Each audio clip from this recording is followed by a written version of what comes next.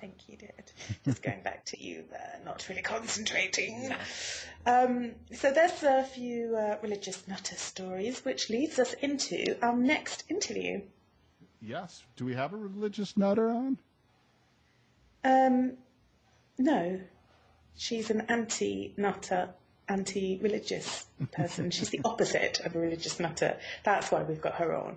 Because she, Samantha Stein, or Sam, as maybe she prefers, with intimate friends, I'm not too sure, she is somebody who has started up Camp Quest in the UK. So you may know that Camp Quest is in America and has been there for quite a few years. But she started up Camp Quest. I won't tell you any more about it because you will find out by listening to the interview.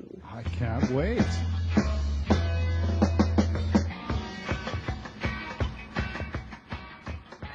All right, so now we've got various questions to ask you because really we just want to hear about how you got involved with starting up Camp Quest in the UK and what it's all about. Right. Yeah, that's fine. So, yeah, go ahead. How did you hear about it and how did you get involved?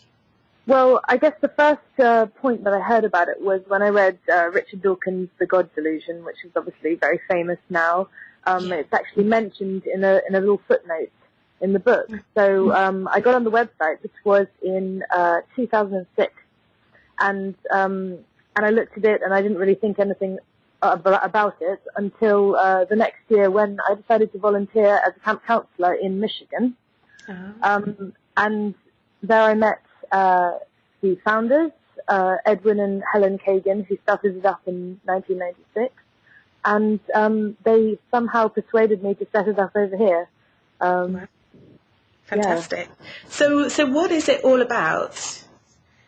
Well, it was first conceived as a sort of antidote to the Jesus camps and really the Scouts movement in America, because the Boy Scouts, they say you have to swear an oath of allegiance to God, and they don't permit atheists to be in their club, which is it's blatant discrimination. The Girl Scouts in America don't actually hold this policy, but it's the Boy Scouts that do.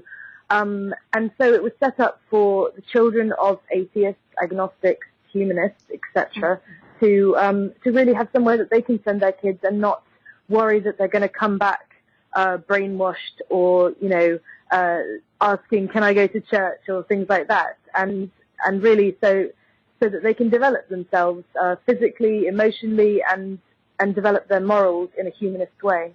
It's interesting that you refer to them as an alternative to the Jesus Camp and the Boy Scouts, because when I immediately thought of a camp, or when I saw the Camp Quest stuff, I immediately thought of it as an alternative to the Jewish camps I went to.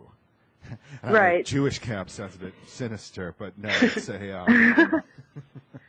Well, I've never been to a Jewish camp, so I can possibly comment on that. But I think it's really an alternative to all those kind of specialist camps which are for children or the children of parents who have a particular affiliation. And it's just to give the sort of the non-believers something, a part of a community, really, so that they can say, yeah, I go to Camp Quest. And so what actually happens at Camp Quest? Is there, because I guess there'll be some concerned parents that will be thinking, well, if I send my kids there, I don't have any beliefs in particular. Are they just not going to talk about anything? As, atheists, they don't need to talk about anything religious. Or are you going to put certain ideas which are anti-religion or anti-God into the kids' mind?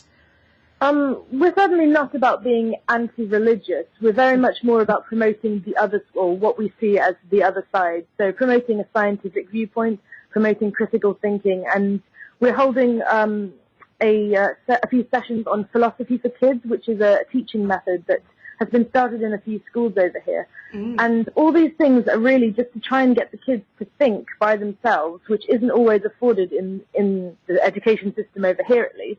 And let them come to their own conclusions. Obviously, we favor critical thinking over faith, but that's not to say that we'll say, you have to be an atheist, or you don't belong here, or you're wrong. We really want them to come to their own decisions.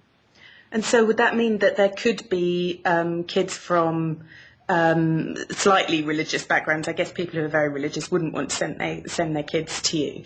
But could there be a whole mixture of children who would come to Camp Quest, or is that unlikely?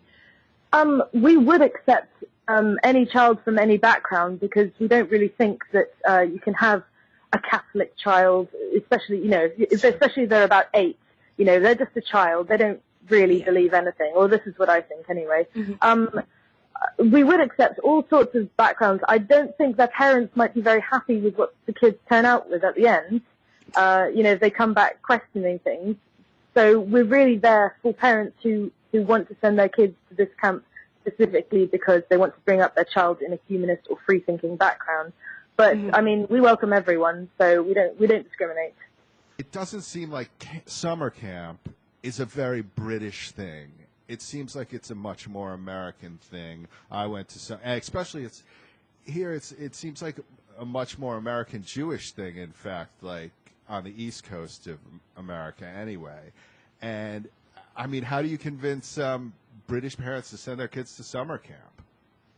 Well, you're absolutely right. There is a much stronger tradition of the summer camp experience in America, but we do have activity camps over here, but they usually only last a week. It's not the sort of thing that you sort of pack your kids off and say, bye, see you in September. Yeah. So there are activity centers, and it's not really that common, but I think that works in our advantage because it's something completely different. And parents will think, yeah, maybe it is a good idea for little Johnny to go spend a week away from us and do some fun outdoor activities and maybe sort of meet people like himself and have some interesting conversations. Yeah, I mean, when I was a kid, I did actually go each summer. I got sent on these week or 2 weeks camps. I think mainly because my parents just wanted to get rid of me for a while. Yeah. But parents can't go along, can they, if they wanted to, or would they be allowed to, or was that just if they were working for you? Well, we've selected all our counsellors, so there isn't really room to accommodate parents, and I think it's more beneficial for the child to have a little bit of space from their parents, because if they're trying to do something like they find difficult, like high ropes or canoeing or something, and their parent is there sort of breathing over their neck, it might not be conducive to fully exploring their potential if they feel like their parent is there watching them and judging them. I'm not saying that all parents do that, but I think it's a good thing for kids to get some breather from their parents.